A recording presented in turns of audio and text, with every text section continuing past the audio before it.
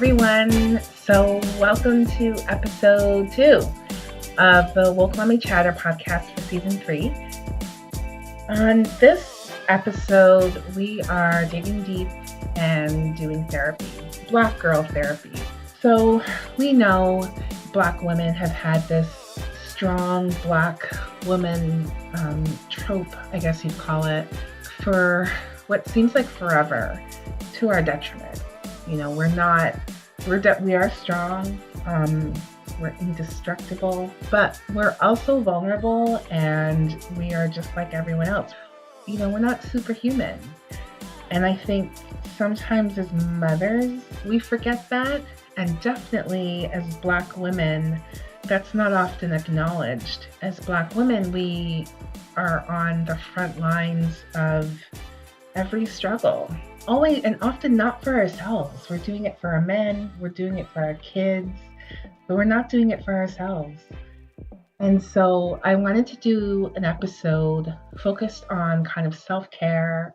And I reached out to 2 people who I know personally and who've kind of helped me along. So one of the people we're going to hear from is Marcia Hibbert. Marcia is a social worker and a psychotherapist, and she is also my informal sounding board for all things children related and life, I guess. And then the other person we're going to hear from is Taina Mayberry, who is just a super interesting person in her own right, and then just also very chill and has an amazing kind of aura about her that is just so calming and centered. She also happens to be a trained therapist and a social worker as well, which is probably why she has the aura that she does. Taina's also created an organization called The Most Nurtured, where she creates safe places for Black women to discuss mental health, to do self-care activities like yoga. And it's really interesting and exciting to see that take off. So if you are in the Toronto area, make sure to check out The Most Nurtured. I'll include links to Taina's webpage as well as Marcia Hibbert in the show notes and also on my blog. Thank you both so much for joining. There's a lot of talk now about mental health and wellness and taking time out. But when we kind of dissect that a little bit and look at Black women, I guess the first question I ask is, do you think that there is a bit of a mental health crisis in the Black community, specifically with Black women? And then can you describe that a little bit? Because some people, I think the 3 of us talking, we kind of inherently know what we're talking about, but some people may not. So what do you see and what do you think are some of the issues? Well, you know, I'm gonna just ask, when you're saying crisis, can you maybe describe a little bit more? Because like you said, we all have sort of an idea together about what that is, but is there something that sticks out or a thought that came with that question? Yeah, like that's such a psychotherapy kind of way to start the whole thing, right? Of course. Yeah, I think so. Yeah. I mean, I jump to crisis because I guess that's my mode. Like I'm always on edge, kind of just waiting, right? But I feel like I think that I'll give you an example. Like I was at soccer today with my son, and there's only one other Black woman there, and I mean, and there was discussion around mental health, and it was just really interesting to hear what she had to say. And I thought, like, I wonder how many other Black women, and I know that there are tons of Black women who are dealing with issues of mental health, but we don't. I think that for how do I say? I think for mainstream society, if you want to say that, there's always been a bit of people have been cognizant about mental health. People have been going to therapy. I remember when what was that depression drug that came out that everybody was Prozac? Was it Prozac? Right. Yeah. In the season 50? Yeah, no, no. Like, I think it was Prozac and everyone was taking Prozac and it was like this whole thing, right? Whereas I don't think we had that same kind of level of awareness, level of participation in the idea of counseling in the Black community. And there really is a crisis. Like we know in the States, like our kids they're killing themselves and they're doing it here too. How do you feel about it? When I think about Black women not accessing services, it definitely is a crisis. For me, mental health is, our emotions, how we react, how we respond, how we think based on the pressures of our life. As a Black woman, for myself, I mean, we're faced with so many struggles of racism every day, sexism every day, you know what I mean? And so for me to access help, it's almost like it's another thing to do, right? Like it's another thing to think about. Am I going to find somebody that is going to be the right therapist for me? This is me just thinking out loud, thinking about this question, right? So if like for myself, I do have a therapist that I work with. And, the one thing is that my therapist is not Black, right? So when I'm a Black woman thinking about my issues, I have to start thinking about other women and will they want to go to they might want to go to someone who's Black, but where do they find them, right? Like how do I even find the right service? How do I find the right person? So again, we have all these issues that people are facing every day, myself included, and you're scared to even access service because you don't even know where to get service. Another part of it is that you're saying there's kids that are out there struggling with issues. Is that right? Like they're hurting themselves or not getting the support. Is that what you were saying before? Yeah, for sure. Yeah. I think I belong to a Black moms group, and you'll see periodically in there someone will post something about a nephew or a friend's child or just something, and it's not, I mean, this is anecdotal, but I think that if it follows the trend of every other issue that we have in our society, like we can make assumptions about mental health around not only women, but Black women, but our Black kids as well.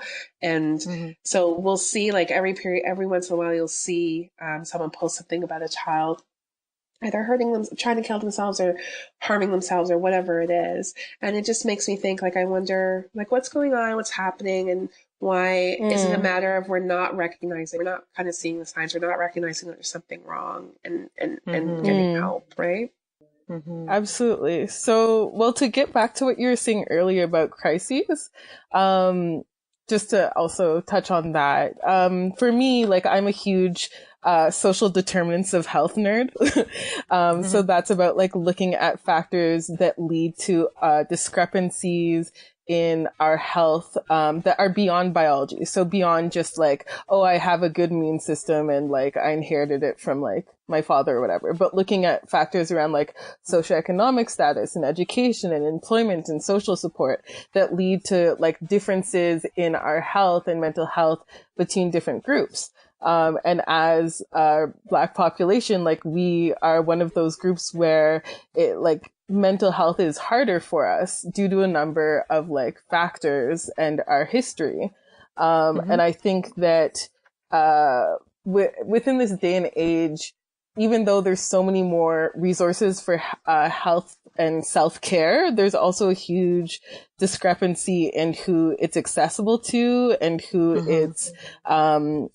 it's being responsive to, especially not just like in terms of, oh, is it expensive or is it inexpensive, but like, does this resonate with me? And as Marcia was mentioning, like, is the person providing this care someone who I can actually feel safe with and someone who I will go back to? Right. And even when it comes to socioeconomic status, like that, there are links between that and our race. And my favorite quote that I always go back to is that if it's not accessible to the poor, it's neither radical nor revolutionary.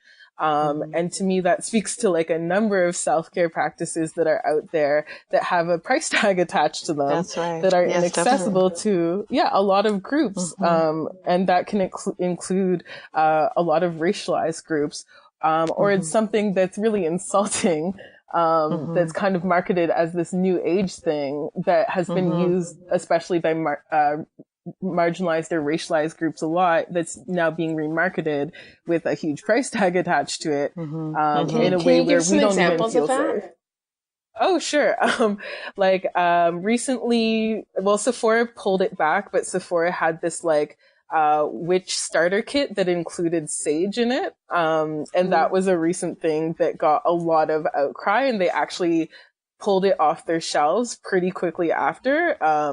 I'm not sure whether it was because they felt morally bankrupt by doing it, or that they realized people wouldn't, it was going to hurt their dollar.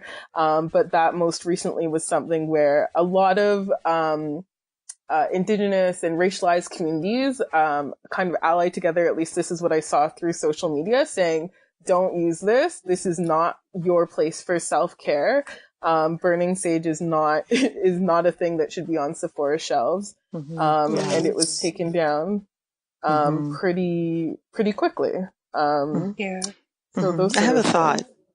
Sorry, not to interrupt you, but I have a thought about what you were saying. People not accessing service, there's a lot of shame and guilt, right? When we think about mental health, we have a crisis or we have an issue, that means there's something wrong with you.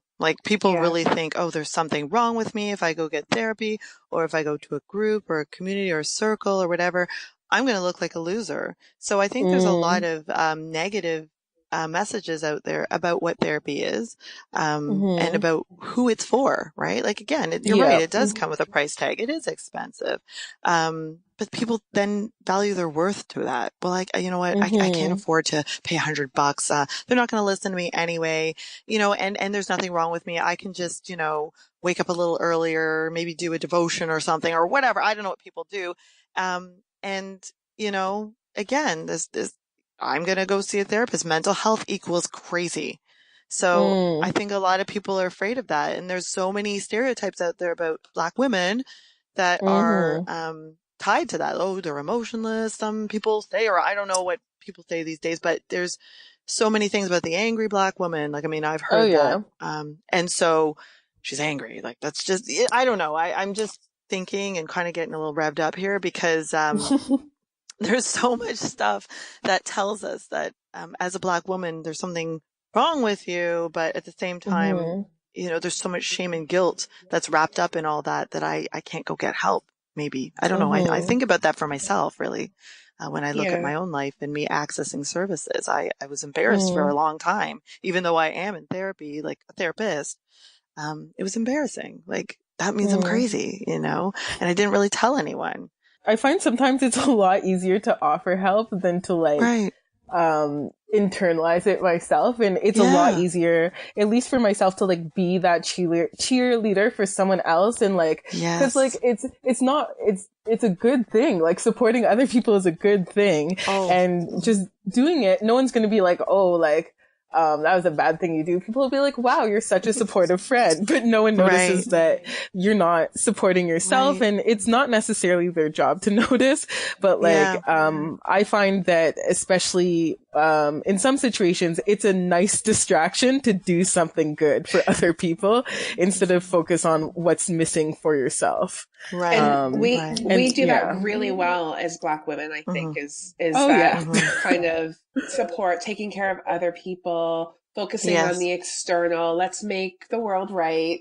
We really do that. I do that, right? I do that too. Definitely. And trying to, and you're right. It is a distraction from looking at yourself. But I think that's what I'm talking about when I'm saying, that it's a crisis, because when it becomes shocking, when a Black woman kind of cracks under the pressure, it's a shock, right? Because it's oh my god, I thought she was fine, right? She's holding it together. I thought she was strong. She's holding it all down. What happened? Right? So I think that's what it is. But again, that goes with the stereotypes that I'm thinking about too, right? Yeah, you're supposed to be strong. So strong. Shame on you for having feelings. Shame on you, right? And we take that Yeah. in. I do, certainly, Absolutely. I think one of the, hardest parts is that like we need self-care when it's the hardest for us to access. And like on a good day, it's really easy to sit down and like look at like maybe I'm talking about myself, my gratitude journal, and like write down 3 things you appreciate about yourself today kind of thing. But when the days where it's hard, it's physically, emotionally hard to get out of bed and look at myself in the mirror, those are the days I need self-care the most. Right. And they're the least accessible to me, either financially, emotionally, physically. I want to leave the house. I don't have the emotions to deal with it, etc. And that's when it's the most important. So what do you do? What do you do on those days?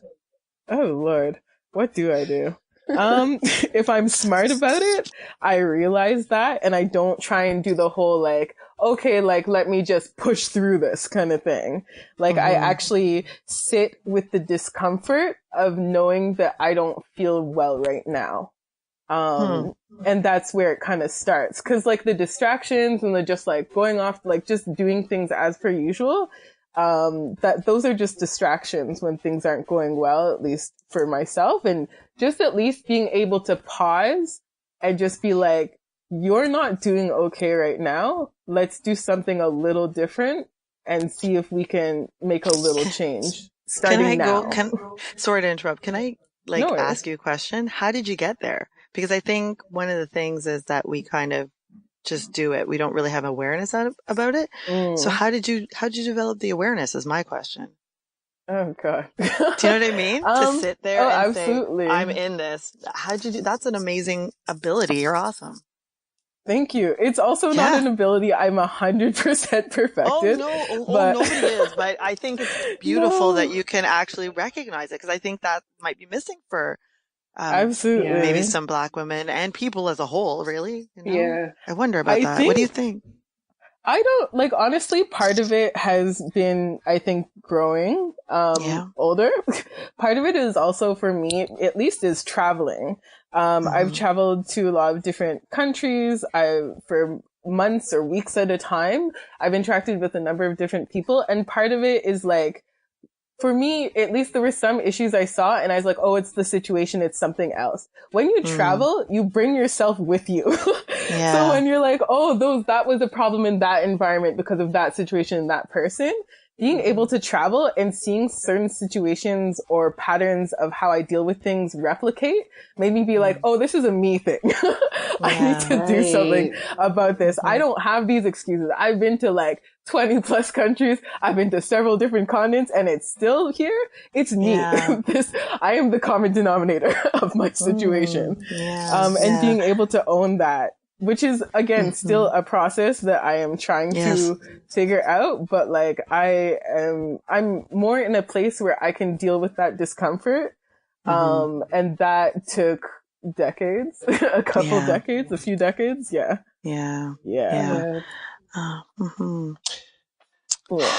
So I was going to ask about have you had a mental health epiphany? But I feel like you just, Taina, you just really answered that. Yeah, you just answered that. You did, like that was your epiphany, right? Like when you travel, if it's coming with you, like it's your problem, right? Yeah. Marsha, do you feel like you've had a mental health epiphany regarding how you live your life, particularly maybe like as a Black mother? Yeah, that's exact. It's like you guys are reading my mind. That's exactly what I was thinking of, because I was like, how would I come into my own awareness about what's happening for me? And it's my kids. And the funny thing is I have these wonderful children that drive me bananas. And, I hear them sometimes, like I say everything that I feel, with my children, of course, respectfully and tastefully and at their level. And I started hearing my children telling other people, well, mommy's really tired. That's why she's cranky. Yes. And in that moment, when I hear my children telling strangers on the street, mommy, for example, my son said, mommy, I really think you need to get some sleep. So how about this? We'll take the baby into our room, and maybe daddy can go into another room and he can, cause Holy he crap. sounds like an accordion, right? So why don't you send him somewhere else, mommy? And then you can get a break. So that is when my aha moment came and said, I am not taking care of myself, that my children are now reflecting what I'm Mm. saying Yeah. Wow. onto it. And so, I see it in myself when I'm, um, with my kids, and I can see it in myself when I'm not that listening person, or if I'm impatient or, rattly. And the kids will tell me, they'll indicate. So I'm lucky I have them because they're helping me out to take care of myself. Do I take care of Mm. myself? That's another question, but It's a Yeah. certainly, process. certainly Yeah. it's a process for sure. Um, but I think a lot of like what you said too, Tina, is growth. Like I've grown, Mm. understanding myself better. I did do a lot of work in my own therapy and all that sort of stuff to become aware of those feelings and emotions. Yeah. So I can see myself a little bit, sometimes when I'm not doing so hot. Mm. Um, and then I take that time to connect with my friend. I have a really amazing friend who, is totally awesome. And I talk to them, or I just kind of go to, I don't know, watch Netflix or do something Mm. mindless for myself kind of thing. Yeah. Mm. Hmm. Hmm. One of the things I wanted to talk about uh, that I think is unique to Black women, and I'm not sure, maybe Mm. it's with other cultures too, but I don't know. I can say Hmm. that definitely with Black women is that idea of culture and Hmm. and us kind of um, carrying the culture forward, remembering the Mm. history, Hmm. fighting the good fight, like all that stuff. I feel Hmm. like that is kind of placed on our shoulders. Mm. Do you see, like, what does that do to us? And Okay. how do you see it as it's one of those additional layers that contributes to our stress and anxiety and, Yeah. poor outcomes. Certainly. Mm. Certainly. Yeah. Um, I don't know. I go back to what I mentioned before, the guilt and shame. I feel a lot of guilt Mhm. and shame when I'm not doing it well. Um, that is teaching or educating my kids about their culture or their history. Mm. I myself, I'm still learning my roots. I'm still learning about, my family as time goes on. And, there's a lot of pressure to have it right, to know, Mm. give a good impression. Um, I mean, our family, my parents were, from Jamaica, and there's a lot of foods and things like that, that I don't know how to make. And sometimes I feel Mm. terrible. I feel like, oh my Mm. goodness, I should have learned the mackerel by now. Mm. So, I feel terrible. So it does put a lot of pressure, and, it just adds to, I don't know, this this feeling that I need to get it right. I need Yeah. to have it Yeah. perfect. In terms of carrying the culture forward, I definitely I find it interesting, especially in terms of for example, I have a friend who's well, I'm Haitian, my friend is also Haitian, and they got married to someone who is not Haitian, and they immediately after having a child were really intensely thinking about that and how to pass that down to their child. Mm-hmm. And it also made me think, because I do not have any any children, like what that means just to have a Haitian identity, especially in Toronto. I rarely run into other Haitians, but like I find especially here there is like a lot of curiosity about what it looks like people are like, oh, I've never met someone from Haiti, etc., etc. Mm-hmm. And sometimes I definitely do feel like I need to represent, Mm-hmm. um, as opposed to the other cities I've lived in where it's really not that unique to come across someone from my island or half of the island. It's Mm-hmm. really interesting to be here and to feel like what that represents. I remember someone asking me last year, because I recently moved to the city a few years ago and had never been to Carabana, and someone said, oh, are you going, etc., and I was like, maybe, I don't know. if I want to watch, I don't know, I'm not a crowd person. And they said, no, I meant, are you going to be in it? Aren't you going to represent? And I was like, oh, That's different. oh goodness. I never thought of it because it's just not something, I'm just not that type of a person. But then I'm like, does that make me any less of a X, Y, and Z? And am I not like carrying the culture forward? And for me, that's what it looks like to me as someone who doesn't have children at this point. But like, what does it look like for me just to represent and show up for other people? And who am I letting down when I don't? Or am I? Right. Because most but people are there's like, that whole you're feeling. Yeah. Especially there's because that people are whole like, pressure. Yes. Especially when people are like, oh, you're the first Haitian I've ever met or something like that. Because oh my goodness. we're just not really in the city, I seem. So it's like, oh, you're the first I've come across. I'm like, oh, great. There's a lot to live up to. There's so many things that you deal with when you're young that you don't know. You just walk through it, and then you kind of look back on it and you're like, oh my God. And you have such a different perspective when you look back on it when you're older. I have a friend who, I mean, we were very good friends. We went to we went to elementary school together. We went to high school together. We traveled together. And, so I do a lot of thinking and writing about race now. Right. And it bothers her because she says, she'll say things like, well, you never experienced racism. I'm like, well, you never lived my life. That's so the best line. That, right. But she thinks because we went to the same school and because we went to Europe together when we were 18, that she kind of has this insight, and we're close. We've always been close, right? Like that she's got this insight into my life, but I've realized that there was like a whole part of my life that I never shared with her, right? It was absolutely, and that was and I mean that was it. And so she never had a full picture. We didn't talk about it. And as a kid, you deal with things and you experience things. And there are things that we experienced together, even traveling, where we laughed about, in Italy, all the men thinking I was a prostitute because I was Black. Like we would laugh about that, right? Wow. We would just laugh. I get it. We just kind of walk through, it's funny, ha ha ha.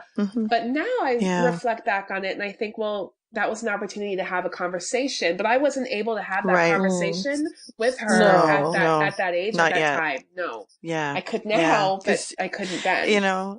Yeah. That's interesting because my best friend who I was just mentioned not long ago, she and I were talking and we had also were reminiscing about when we had grown up and we both had gone to private school and she and I, like I was there, we're always there and she keeps she's telling me, we keep talking about all these experiences of racism that we had gone through. And so, I mean, she's from Persian descent and I'm from, West Indian. But she was noticing all that stuff at her age, young, like grade 5, grade 6 and stuff. And can you believe that only in the past couple of years we've talked about it, like really, really talked about it. And it's a hard conversation. It's a hard conversation to get into, at a young age, it's difficult. So, when I think about the work I do and my own children, I think about how our kids are facing it right now. Yeah. And how do we talk to them? How do we help them through those sorts of things? Yeah. Because it is so subtle. And sometimes we do just laugh it off, but it is so hard to talk about sometimes. Yeah. Because it is so delicate, so sensitive, and, it's your identity, it's like who you are. And to come to terms with how harsh and mean our world is. I think, as going back to your question in terms of the culture of the Black mother or the Black women, that's a part of our job too, is like you said, taking care of everybody and explaining and teaching and educating in a kind, soft way. And that's a big challenge because, I think about, my kids were coming home saying, Mommy, my skin is different or something like that the other day. I was like, oh God, here we go. So it, as a mother, a Black mother, having my kids go to a school where they are mostly around white children, it is such a delicate job for us and, other mothers, I mean, they have their own issues, but it's not the same. And Yeah. it's very stressful. Yeah, It's very definitely. stressful. What I find really interesting that both of you have kind of talked about is the idea of just kind of laughing off the situation. Like when Kira, you were mentioning in Italy, like the person who thought you were a sex worker, or also Marsha, more recently you just mentioned. Because I remember exploring with my own counselor just kind of the ways that we try and protect ourselves from situations. Because there's the fight or flight, but also she said the more expanded version is fight, flight, freeze, or please.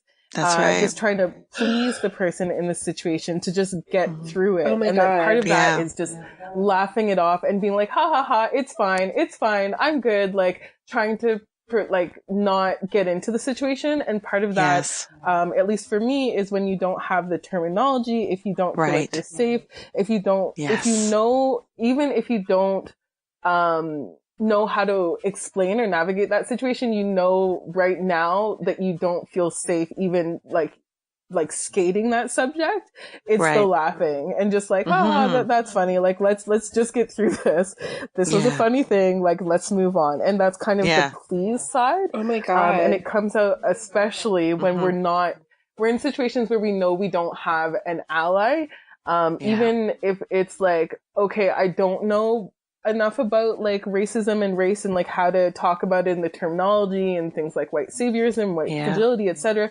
But I don't know those things yet, and I additionally know you don't know those things yet, and I need at least at my core, I need to feel safe in this situation. So I'm just gonna laugh it off, and we're gonna like grab a mojito and talk about like some sort of neutral subject where we don't have to go back into this because like I feel uncomfortable. So that's very true. What you just said is just so groundbreaking for me because I feel like I spent a lot of my life in that phase, pleasing, right? Yes. And I think that we all do it, and I think, I mean, you're right. Like we do it to survive because our world is not, we're surviving in a majority white space, right? Right. But there's also something else to it is that we have so many feelings about it. Right. So it's not, I don't know. I would take it. I'm trying to be very careful here, but I wouldn't want to take away from pleasing, but I would definitely put it as an avoidance kind of to the real underlying feeling that you have that you can't even, it probably is related maybe, but you can't even broach it. It's that crazy. So, absolutely. So, I myself and there's am some a very unresolved dismissive feelings. person. So it's unresolved really. Yeah. It's very tricky. I see it a lot. I do it a lot. So what happens when, what happens when, so I was in that phase of pleasing, avoidance, whatever. And now I feel like I've broken out of that. I feel safer. I feel more confident in being able to articulate what some of these issues are, right? So I can do that.